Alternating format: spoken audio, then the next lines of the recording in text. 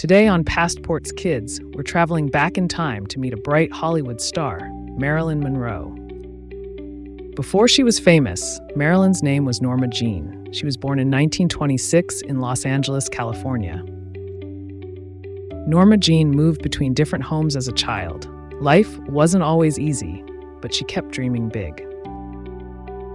She was shy, but she loved stories and movies. Watching films helped her imagine a happier, brighter world.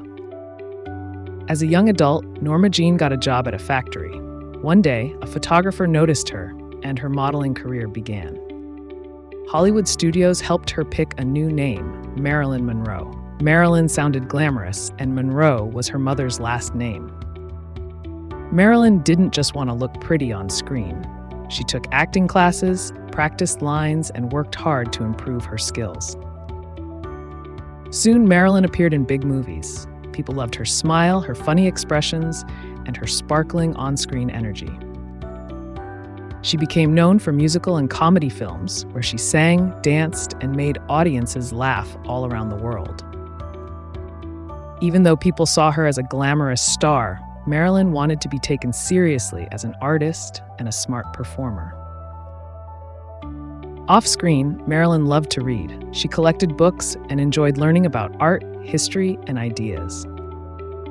Fame brought pressure and stress. Like many people, Marilyn faced personal struggles that were hard to see behind the bright lights.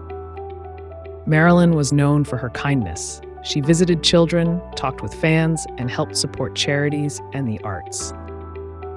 Marilyn Monroe passed away in 1962, but her movies, photos, and style are still remembered today, many years later.